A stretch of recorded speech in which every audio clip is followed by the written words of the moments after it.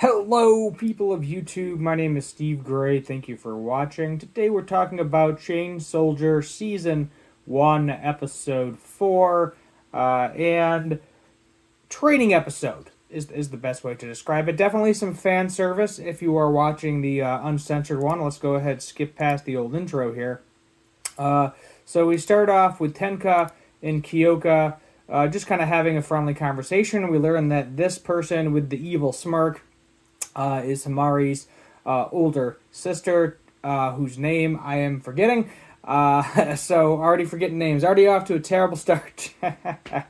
But she views her younger sister very badly. She says, time to come home. I'm going to beat you up, take you home. You don't belong here. All that kind of bad, terrible things. Very unsupportive older sister. And it makes Hamari very angry. So they decide to have essentially an exhibition match, which is basically a tournament where you go all out. And yes, they can actually go all out because all injuries get reversed because they are under a Thunderdome. That's what I'm going to call it. Battle of a Thunderdome, essentially. So the majority of this episode is Hamari training. And she's like, hey, you're going to become my slave. And Yuki doesn't really have a choice because he's bottom tier. We then actually get a further explanation of Hamari's abilities, where she actually has the ability to copy other people's abilities. However, it has to be compatible, because if it's not compatible, it becomes extremely weak. Just for an example, she compares herself to Shushu, and her essentially her boobs would get bigger if she used Shushu's abilities, and that's basically it. So there's definitely part of a downside. So we get to see Yuki here. He is in a slightly different form, more speed-oriented. So lack of power. It's basically lowering the power stat, increasing the speed stat is what's happening when he transforms with Hamari here. So then we get his reward, which she lifts her skirt and ends up literally sitting on his face. So, first reward. And then she doesn't seem to be that terrible. She doesn't really seem to care all that much. So maybe she kind of likes Yuki. I'm not really 100% sure. But it's the price she pays for copying Kyoka's ability. She has to also pay the price for using it, which is smothering Yuki, sitting on his face. If you will. She was like, yep, don't care. It is what it is. I want to beat my sister. That's all that matters. I'll do whatever it takes. And then Yuki's finally like, all right, fine, I get it. You're kind of in the same spot that I am. You don't want to be useless. You want to be able to fight. Want to be able to prove yourself. And then she's like, oh, well, you're a slave. You don't have a choice anyway, even though he ends up agreeing to do it anyway. But he sees the power in her eyes. We also learn that her sister's ability is called Golden Hour, and she is able to reverse time. I think it's only 5 seconds or something. Freeze time, manipulate time for a certain period of time. But the more she uses it, the more tired she gets. So the goal is ultimately to attack her quickly and as strongly as possible. And then that should beat her down enough where she gets too tired and ends up losing the battle. At least that is what we think initially, till we get into the battle. So we're training Yuki up here, focusing power into certain areas. So we put all of his power into his legs, basically making his punch more like a poke. She ends up then finally riding on him, giving him commands. And essentially that's the power, is basically you're turning things into a slave. So right on the back, riding him. And he is definitely a little bit more OP. So the second reward here, which I think, they're going to blur it out. Thank God I'm on the censored version, because I don't want to get kicked off of YouTube.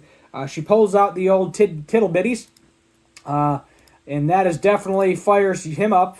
No problem. He is all about that. So we then get to see another member of the squad. This is Squad 6, by the way.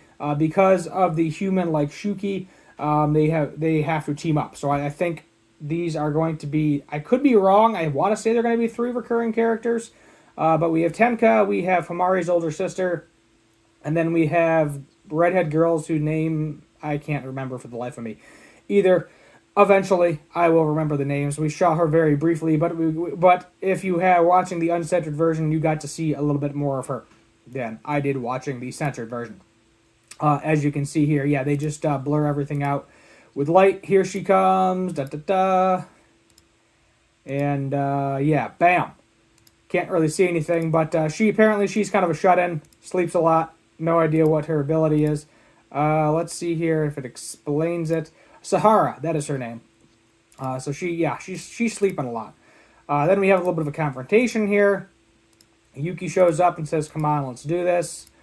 Here's the giant barrier. So the referee is Gina Benson. She is from Squad 10. And her essentially ability is everything inside this barrier essentially cancels out. So if you murder someone, slice their head off or something, after she releases the barrier, I'm assuming the head goes back on the body and they are perfectly fine. Basically, she's like, yeah, go all out. Don't hold back. Do what you want to do. And she's kind of fangirling. Yuki's like, oh, you're a fangirl, and he is not a fan. Nee here is bringing out the whole cheerleader uniform because she is a non-combatant.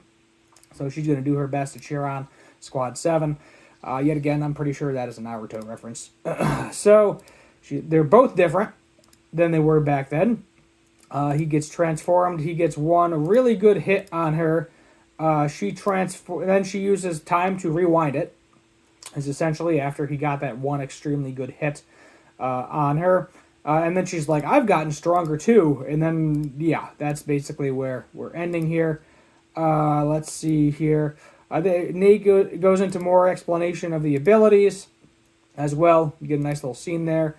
Sister Yachio's mockery. Okay, so I have a feeling that possibly might get defeated next episode. So in terms of fan service, this one's getting a solid 10 out of 10. Lots of fan service. In terms of the overall episode, 7 out of 10. You know, a little training episode here. Get to learn more about the character backgrounds. Some of the still images were a little bit wonky, I would say. I don't think they were in a rush, but maybe it's just that I prefer the Kyoka design when he's a slave as opposed to the Himari design when he's a slave. Different forms, you know, it's still different, cool to see his different abilities. But maybe it was a little bit of a strain on the animators, like, oh great, now I got to redraw this entire dude. I can't use the same images we used from the first episode for this. I could definitely see that being an issue as to why that looked the way it did. Not a whole lot of background. I'm assuming we're going to get more background on Himari's sister next episode, episode 5. That's my best guess. But other than that, you know, pretty straightforward episode. I enjoyed it. Plenty of fan service for you if you're watching the uncensored version. I'm not going to be showing the uncensored version on YouTube. I will get kicked off the platform. Thank you very much. Still haven't looked into other things to review or do clips of.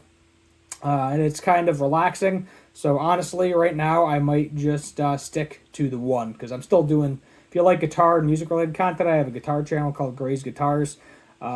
Check that out as well. If you just click on my face, you know, there's a featured channel, which is that.